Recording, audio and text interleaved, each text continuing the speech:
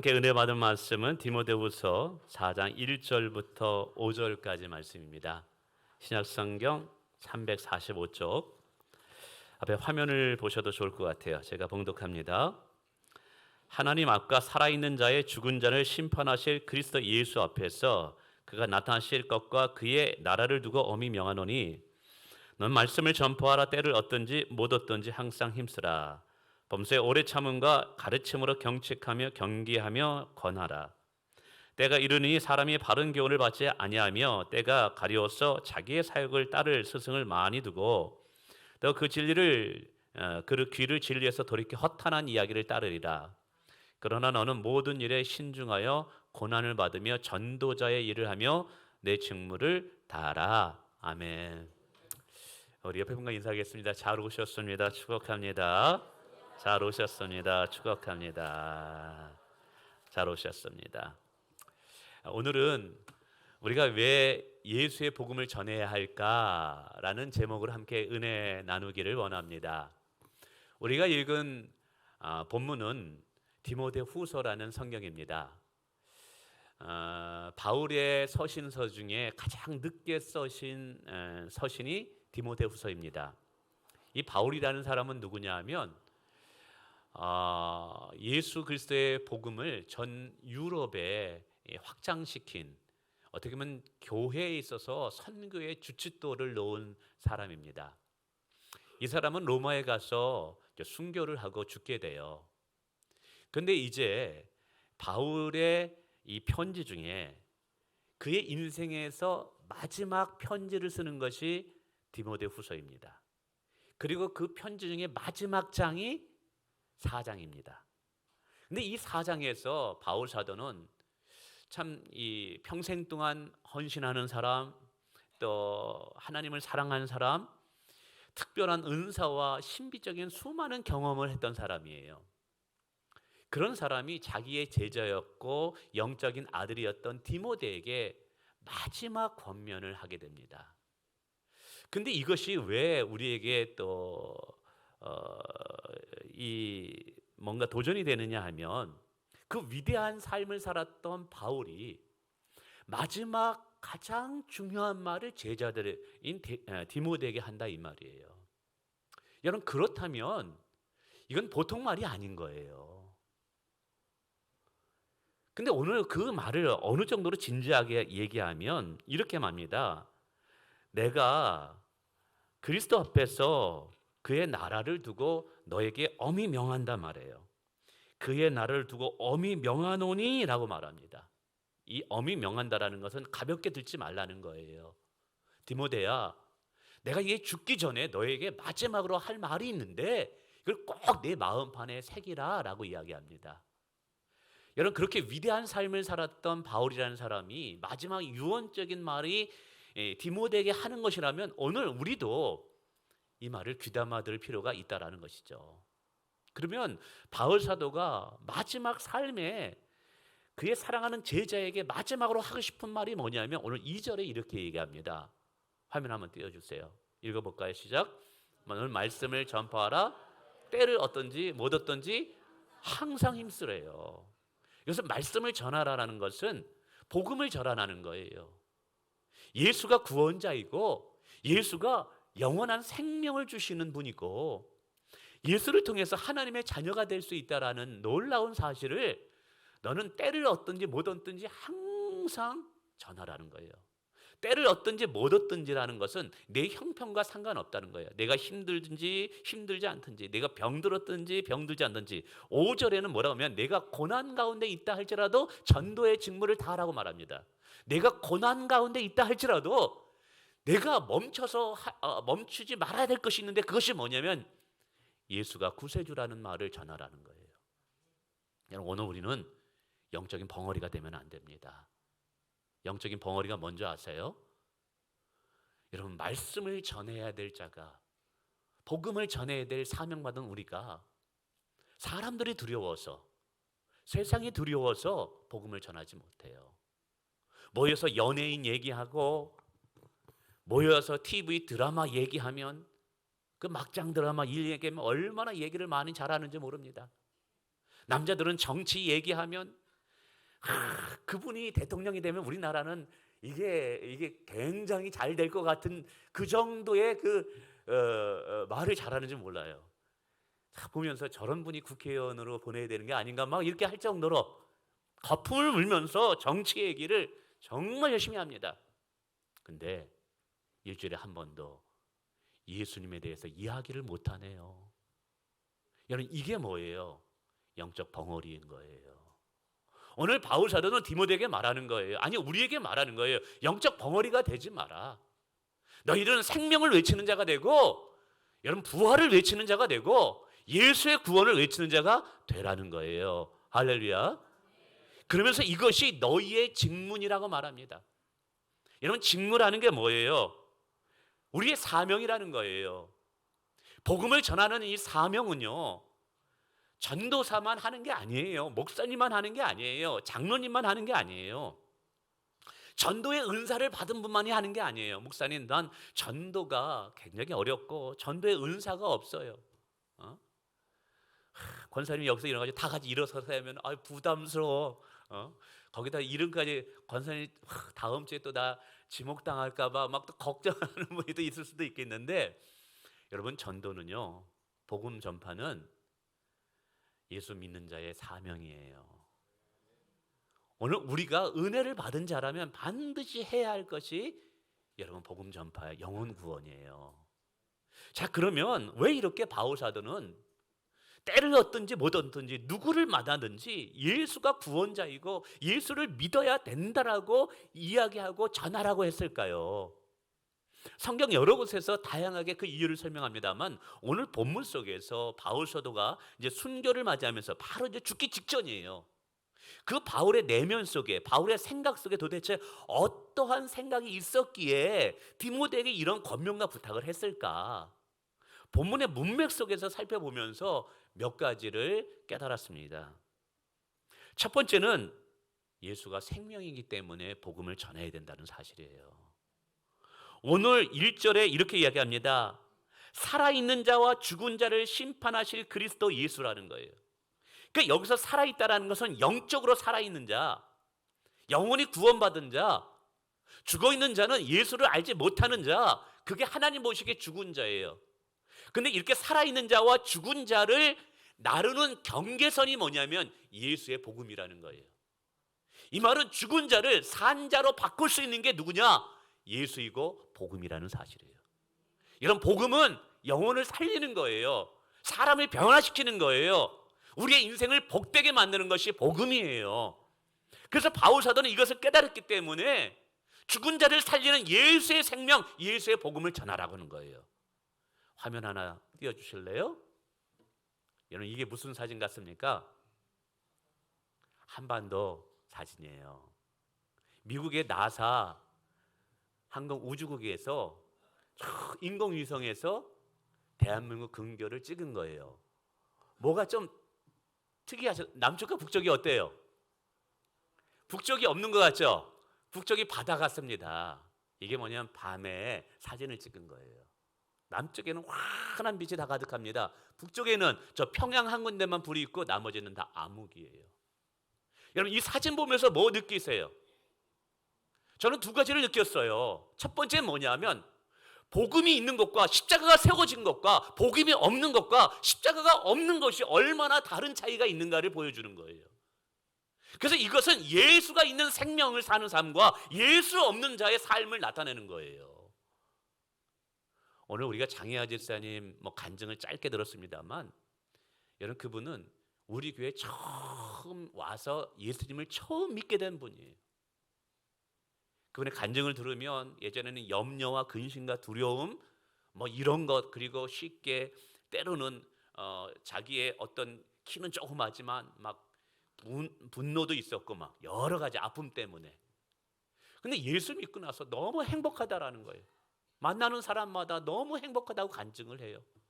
청년들하고 만나도 손을 잡고 이야기하면서 얼굴이 달라졌어요. 얼굴이 달라졌어요. 누가 그를 변화시켰을까요? 예수님 변화시켜 준 거예요. 여러분, 복음에는 생명의 능력이 있어요. 변화시키는 능력이 있다니까요. 제 주변에도요, 예수 믿고 나서 술 중독에서 해방된 사람이 있어요. 정말 술을 못 끊어요. 막 얼굴이 까매요. 근데 이분이 예수를 믿고 성령을 받은 거예요. 성령에 보니까 술 취하지 말라, 이는 방탕한 것이니 성령의 충만함을 받으라 그래요. 오늘은 술에 취하면 안 되고 술에 쩌들면 안 되고요, 성령에 취해야 되는 거예요. 예수를 믿고 성령을 경험하고 나니까 이때부터 이분이 야, 내가 술을 끊어야 되겠다. 그런데 여러분, 이게 하루에 소주를 냉장고에서 3병씩 먹던 분이에요. 사람의 힘으로 못 끊어요. 술만 먹으면 아내를 구타하는 거예요. 싸우는데 얼마나 하냐, 아파트에서 막 냉장고, TV를 막 던져버려요. 그러니까 이게 동네에서도 이게 못 말리는 사람이에요. 이 사람이 예수를 믿고 변화되는데 술을 끊기 시작하는데 본인의 힘으로는 안 되는 거예요. 하나님의 도시가 되는데 나중에 이 술에 이러면서 여드름처럼 막 생겨요. 피부과 가봤더니 이게 술에 독이 빠지는 거래요. 그리고 나서 이분이 아내고 전도했어요. 그래서 성가대까지 서는 거예요. 얼마나 행복한. 그래서 그 아내가 그렇게 얘기해요. 그 전까지만 해도, 예수 믿기 전까지만 해도 지옥 같은 삶이었대요. 어떻게 하면 남편과 헤어지고 어떻게 하면 구타를 당하면서 그렇게 살았으니까. 근데 믿는 게 그냥 믿는 게 아니라 제대로 믿고 나니까 이제부터는 천국이라는 거예요. 성도 여러분, 이런 분들의 간증이 얼마나 많은지 몰라요. 저도 그래요. 여기 계신 분들도 그 경험했을 거예요. 왜 우리가 예수의 복음을 전해요? 여러분, 복음이 생명이기 때문에 그래요. 예수가 우리의 삶을 변화시킬 수 있기 때문에 그러는 거예요. 절망하는, 또 염려와 근심으로 살아가는 분들이 보입니까? 그들에게 복음이 필요합니다. 그들에게 예수님이 필요합니다. 그들을 변화시킬 수 있는 능력이 복음의 능력인 줄 믿습니다. 그래서 여러분, 예수 믿으세요 하는 것은 아주 쑥스러운 게 아니라니까요. 하나님께서 주실 수 있는 최고의 선물을 그 사람에게 주는 게 여러분 복음이에요. 전도예요. 여러분 믿으시길 바랍니다. 두 번째는 뭐냐면 마지막 심판의 날에 나를 안전하게 지키시는 분이 예수님이기 때문에 그래요. 오늘 4장 1절에도 이렇게 말합니다. 죽은 자와 살 자를 심판하실 그리스도 예수 앞에서 내가 엄히 명한다 그래요. 여러분, 바울 사도는 예수님을 다양하게 소개하는데 오늘 본문 속에서는 특별히 디모데에게 전도하라고 이야기할 때 예수님을 어떻게 표현하냐면 죽은 자와 산 자를 심판하실 주라고 표현했던 거예요. 여러분, 이것은 바울의 마음속에 이제 죽음이 앞두고 있기 때문에 결국 누구나 다 죽는다. 이제 자기도 잠시 후에 죽는다라는 거예요. 이 죽었을 때 하나님의 심판대에 서게 될 텐데 여러분, 그때 내 영혼의 안전함을 누가 보장해 줄 수 있느냐 이 말이에요. 다 죽습니다. 그 죽음에 이제 통과하고 하나님의 심판대 앞에 나의 인생에 대한 평가를 받게 돼요. 살면서 죄 안 지은 사람이 없어요. 다 죄 짓지. 근데 그 죄에 대해서 사단 마귀는 반드시 우리에게 정죄해요. 보세요, 저 사람 죄인이기 때문에 반드시 죄에 대한 심판을 받아야 돼요. 지옥에 가야 돼요 라고 말할 거예요. 그때 누군가가 이 사람은 지옥 가면 안 됩니다. 우리가 지옥 가는 것을 가지 못하게 막아야 할 자가 있어야 돼요. 그때 그 지옥 가게 할 것을 막게 하는 자가 누구냐? 내 아내도 안 돼요. 여러분, 돈을 써도 안 돼요. 이때는 이 세상에서는 그렇죠. 뒤에서 돈 써가지고 권모수술을 해가지고 자리 얻고 돈 써가지고 높은 자리 올라가고 뭐 그래죠. 근데 하나님 심판대 앞에서는요, 돈으로도 안 돼요. 내 영혼의 안전함을. 여러분, 그때 우리를 변론해 주시고 우리를 위해서 막아주실 분이 필요해요. 오늘 그분이 누구냐? 나를 사랑하시고 나를 위해서 십자가에 죽으신 예수님이에요. 마귀가 우리를 향해서 너는 죄인이다, 그러므로 너는 지옥에 가야 된다 라고 얘기할 때 예수님께서 뭐라고 말씀하시겠어요? 그래서 내가 십자가에서 죽었노라. 저 사람의 죄가 아무리 더럽다 할지라도 내 보혈로 깨끗이 씻었노라, 죄가 없노라 예수님이 선언해 주실 거예요. 마지막 심판날에 사단 마귀는 나를 지옥으로 끌고 가려고 할 거예요. 그때 그 사단 마귀의 그것을 단호하게 처리하고 나를 천국으로 인도해 갈 분이 필요해요. 오늘 바울은 이것을 인식했던 거예요. 그래서 심판하실 주라고 표현한 거예요. 성도 여러분, 심판할 주, 왜 전도해야 돼요? 누구나 다 죽기 때문에 그래요. 그 죽음의 심판대 앞에서 우리의 영혼이 안전할 수 있는 것은 예수 외에는 없어요. 할렐루야. 뿐만이 아니라 이제 세 번째, 하나님 나라에 들어가는 유일한 길이 예수를 믿어야만 되기 때문에 그래요.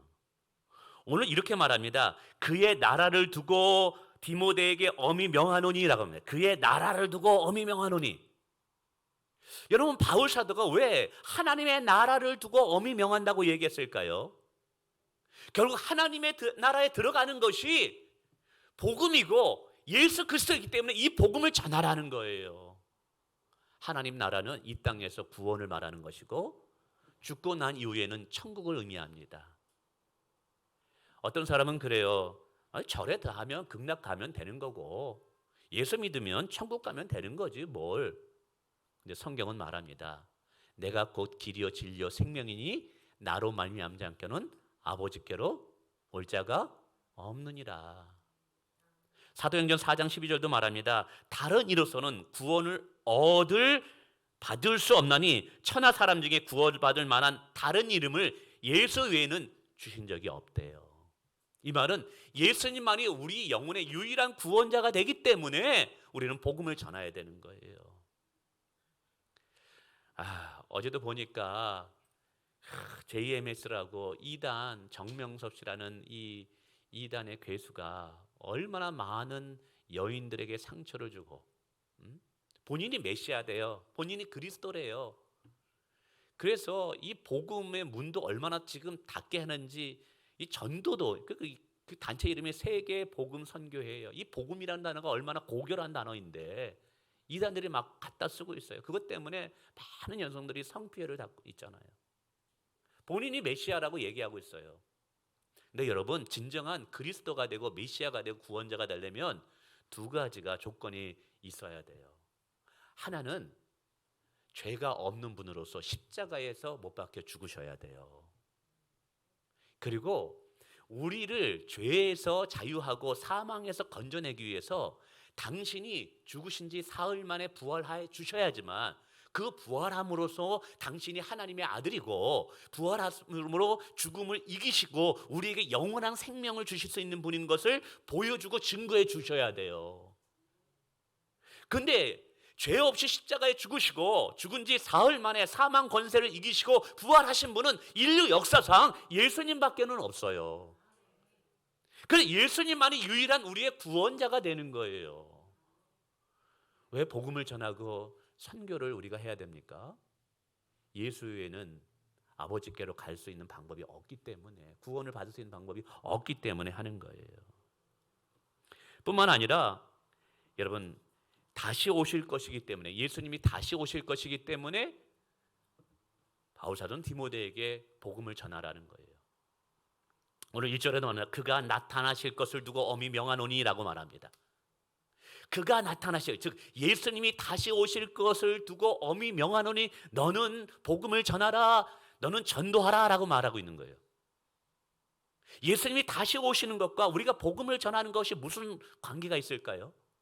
도대체 바울의 의식 속에 예수님이 다시 이 땅에 오시는 것이 왜 디모데에게 복음을 전하라고 그렇게 강하게 명령을 하셨을까요? 예수님께서 제자들에게 말씀하셨어요. 부활의 증인이 되라. 복음의 증인이 되라. 때를 얻든지 못 얻든지 복음을 전하기에 힘쓰라라는 거예요. 근데 그 예수님께서 이 땅에 다시 오실 때 우리에게 뭘 바랐냐 하면 열매를 바라신다는 거예요. 맡은 자에게 구할 것은 충성이니라. 열매를 원하셔요. 자, 우리가 주님 다시 오실 때 주님 만나게 될 거예요.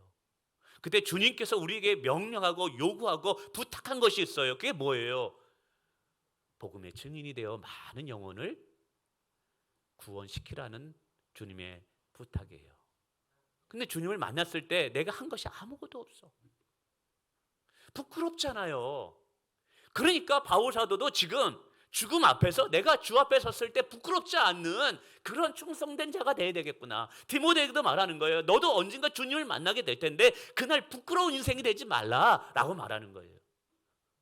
성도 여러분, 예수님은 이 땅에 반드시 다시 오게 됩니다. 우리가 그날 주님을 만났을 때 충성된 일꾼으로 서 있기를 원합니다. 성경은 충성한 자들에게는 많은 면류관을 주고 상급을 주시겠다고 얘기해요. 그런데 주의 말씀에 귀를 기울이지 않고 불순종한 게으른 자들을 향해서 뭐라 그러는 줄 아세요? 게으르고 악한 종아라고 말합니다. 우리는 게으르고 악한 종이 되면 안 돼요. 게으르다라는 것은 알면서도 행하지 않는 것이 게으른 거예요. 알면서도 행하지 않는 것이 게으른 거예요. 주님의 말씀이 주님이 원하는 게 뭔지 알면서도 그걸 순종하지 않으면 이게 악한 거예요. 그런 사람을 향해서 주님이 뭐라 그랬어요? 저 박간대 내어 던져버리라. 그가 이를 갈고 슬피 울리라 그랬다 이 말이에요. 성도 여러분, 오늘 언젠가 우리는 주님을 만나게 될 겁니다. 그 주님 만나는 그날 우리가 주님 앞에 그래도 참 충성된 자라고 주님이 말씀하신 부활의 증인, 복음의 증인을 잘 감당했다라는 칭찬을 받기를 주님의 이름으로 축원을 드립니다. 마지막으로는요, 전도하고 싶어도 전도하지 못할 때가 오기 때문에 부지런히 전도하라는 거예요. 근데 이것도 제가 보니까 세 가지로 생각이 떠오르더라고요. 첫째는 바울 사도가 죽을 날이 얼마 남지 않았어요. 죽으면 전도를 못하는 거예요. 그러니까 내가 살아있을 때 힘껏 전도해야 되겠구나. 그래서 오늘 디모데에게 권면한 거예요. 우리도 언젠가 못 걸을 때가 와요. 병 들어가지고 집에 들어놓아만 있어야 될 때가 온다니까요. 이렇게 가끔씩 보면 몇 년 만에 오래간만에 만난 분들, 예전에 십몇 년 전에 만나가지고 건강하실 거라고 생각하는데 딱 보니까 잘 걷지를 못하시는 거야. 제가 아는 목사님도 오래간만에 만났어요. 저는 옛날에 이렇게 아주 튼튼하시고 운동 잘하셨다 그 모습을 생각하다 만났는데 여기서 조만큼도 잘 못 가셔가지고 힘이 들어가지고 그분이 뭐라 그러셨겠어요? 이제 성경도 안 보여. 그래서 원목사 눈 좋을 때 성경 많이 봐. 이 얘기 하는 거예요. 그리고요, 이 힘이 없대요. 이제 힘이 딸린대요. 그래서 힘이 있을 때 전도 열심히 해라. 이 얘기 하시는 거예요. 여러분, 오늘 우리가 건강할 때 복음을 전할 수 있는 어떤 또 물질도 있을 때 여러분 복음 전해야만 됩니다. 할렐루야. 두 번째는 뭐냐면 오늘 3절에 때가 이렇게 얘기합니다. 때가 이름에 때가 이때는 언제냐면 교회가 박해를 받을 때요. 사람들이 진리의 말씀을 듣질 않아요. 우리가 코로나 때 경험했잖아요. 하나님을 예배하고 싶어도 교회 못 나오는 거예요. 함께 성도들끼리 교제하면서 은혜 나누고 하고 싶어도 모이지 못하라 그러니까는 못 나오는 거예요. 근데 여러분, 예배 드리고 싶어도 예배를 못 드리고 함께 모여서 은혜 하고 싶어도 은혜를 못 드릴 때가 있었더라는 거예요. 우리는 그게 언제든지 자유롭게 하나님 예배할 수 있을 거라고 생각했는데 그게 아니었다라는 거예요. 전도는 어떨까요? 전도도 마찬가지예요. 여러분, 지금 우리가 마음껏 전도할 수 있고 그래서 내일도 전도할 수 있겠다 생각하죠? 천만의 말씀이에요.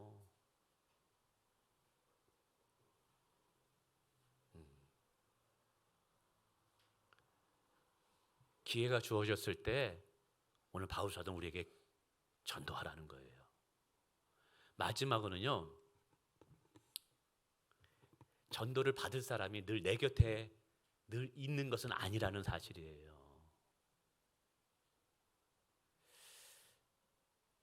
제가 참 마음에 아팠던 적 한 번 있었는데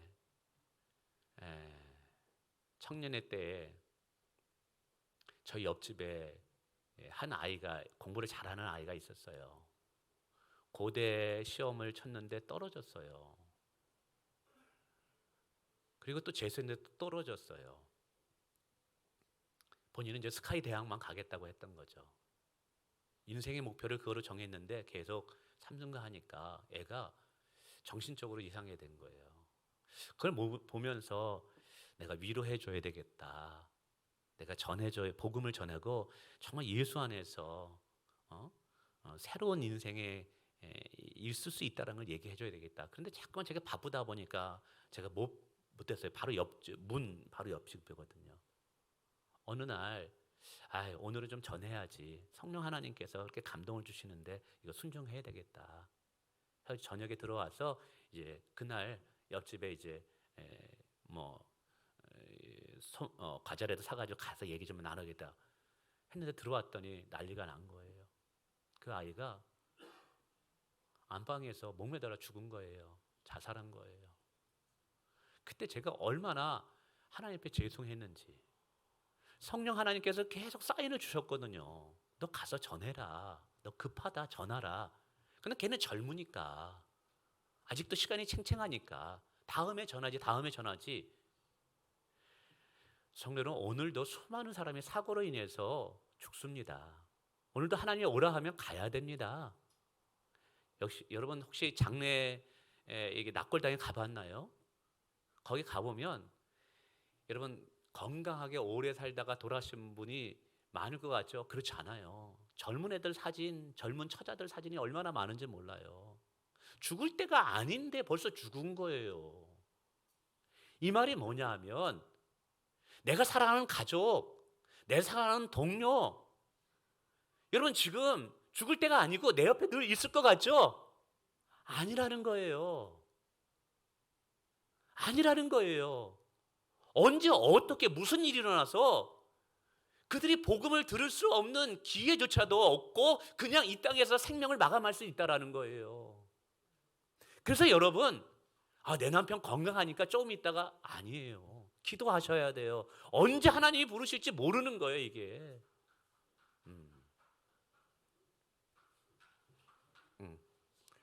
그래. 자, 저도 제 형님을 지금 전도하려고 계속 기도하는데, 그래서 전화를 했더니, 안부도 묻고 기도 제목도 했더니, 그래서 5월 14일 날 스페인으로 여행을 간다는 거예요. 김이 빠지네. 열심히 기도하고 하는데, 그런데 벼랑은 그 생각이 나는 거예요. 이 말씀을 준비하는데. 비행기 사고 나면 어떻게 하지? 복음을 전할 기회가 이거조차도 그래서 이거와 상관없이 빨리 가서 다시 한번 예수 믿으라고 내가 얘기해야 되겠구나. 성도 여러분, 내가 사랑하는 자녀들, 가족들 늘 건강하게 내 옆에 계속 있을 거라고 생각하면 착각이에요. 언제 어떻게 하나님이 부르실지 모르는 거예요. 기회가 있을 때 영혼의 안전함을 보장받는 복음을 전해야 돼요. 아멘. 예수만이 구원이고 예수만이 영생을 줄 수 있다는 것을 알려줘야 돼요. 기도하겠습니다.